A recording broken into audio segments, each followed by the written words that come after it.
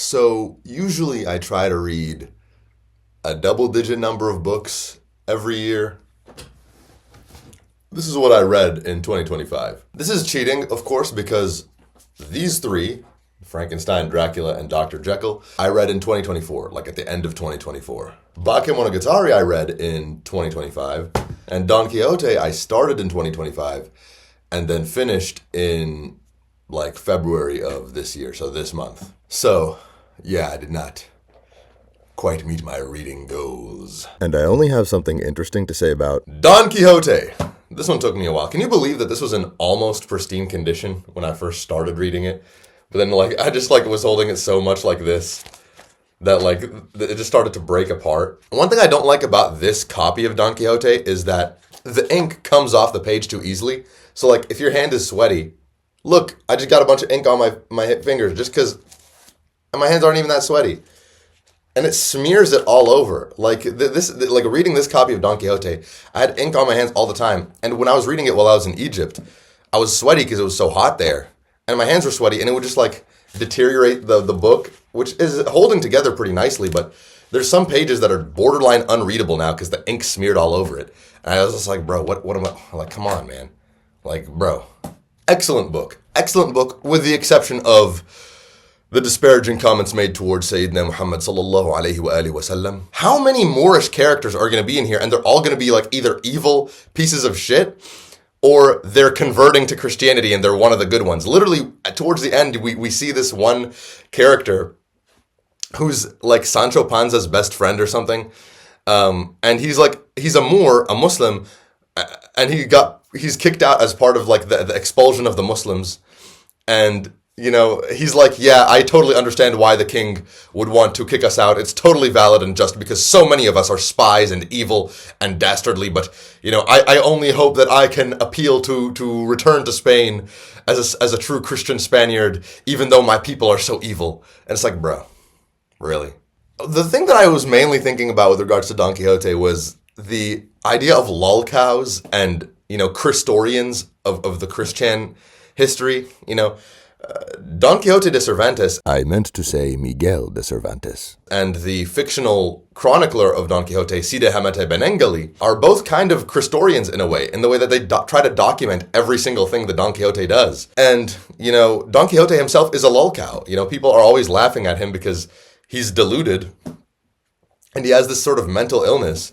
And everybody keeps trying to prank him in ways that often result in him and Sancho Panza getting physically harmed. Don Quixote has, despite the fact that he is mentally ill and too attached to these books that are very ridiculous, he still has a sense of honor that normal people don't have. He's painted with a sort of pathos, that makes you really think he just has a code and he has principles and he sticks to them, and that's very honorable.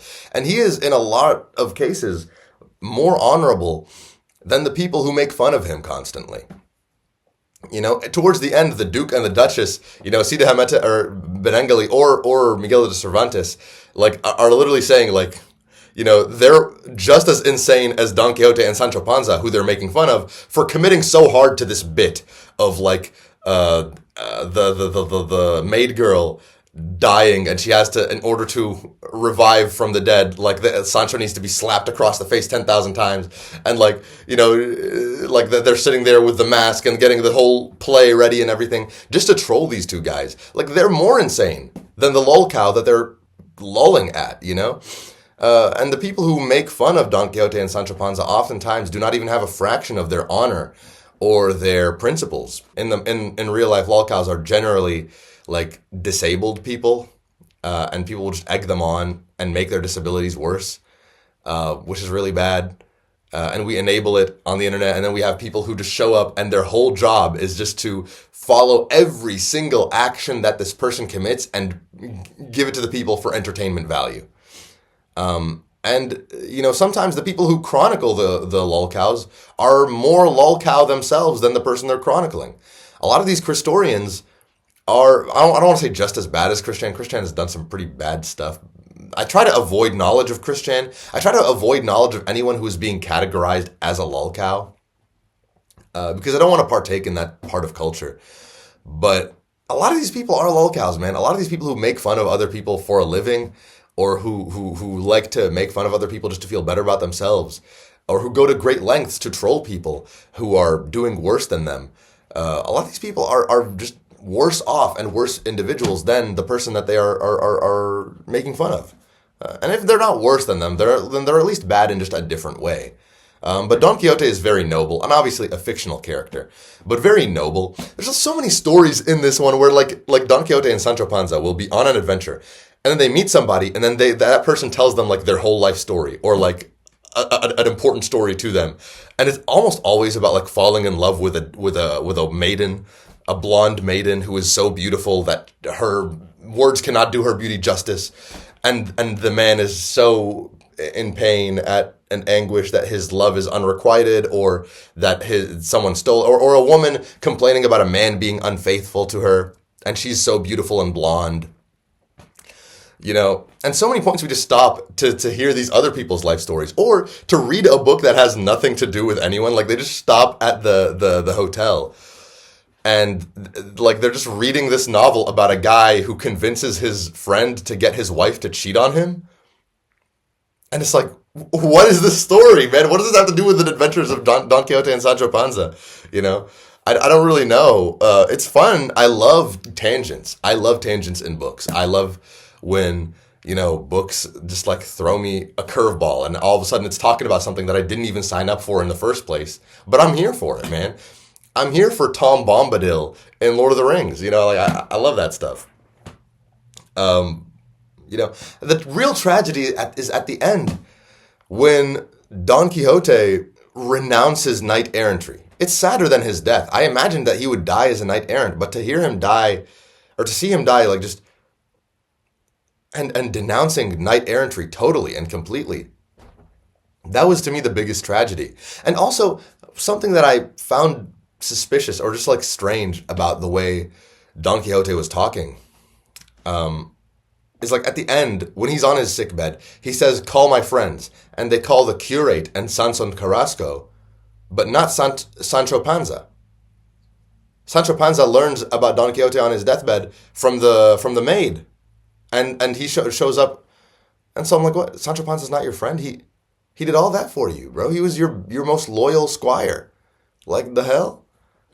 That kind of, I was like, what? I must have misread that, because there's no way I'm like, what? I don't know, man. It is what it is. I don't want to read too much, because I might be misremembering. I just finished this one like a few weeks ago. I might be misremembering, but excellent book. Super long, but so worth it. This is gonna be in my heart for a while. Like, I actually, like, it's been a while since I got sad that I finished a book. Howl's Moving Castle comes to mind. Like, when I finished it, I was sad that there wasn't more. There's a lot of books that just end in a way where, like, Catcher in the Rye. Like, it ends and I'm at peace. I'm like, okay, I understand. A Haruki Murakami book. I finish it and I'm just like, but Don Quixote made me wish there was more. Howl's Moving Castle, at least, there's the sequel that I watched. It was called Castle in the Sky, I think. I think that's what it was called. And it was about, like, Abdullah meeting this beautiful woman on a magic carpet, and then having to, go on an adventure to save her. That was a fun book to read. Not as good as Howl's Moving Castle, and obviously with a different cast, but whatever. Not too important. And I guess that's why Miguel de Cervantes made part 2 of this book. That end because, like, people were making fan fiction about his characters, and he was like, no, that I will not stand for this. And I can definitely empathize. Like, wow, what even was the deal with copyright? I guess copyright law didn't exist back then. If people just wanted to make a sequel to your story, they could have made it. No problem. That's actually, like, crazy.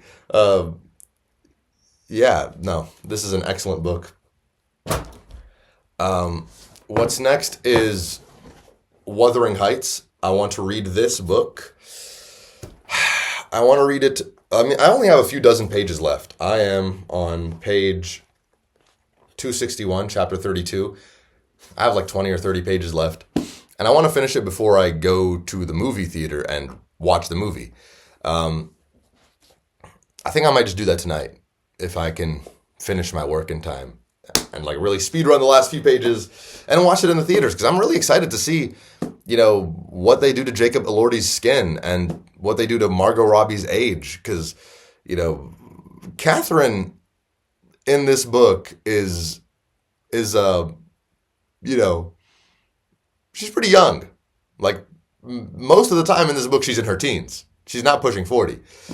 And I don't think Heathcliff gets any whiter in the last 20 pages of this book. So, we shall see.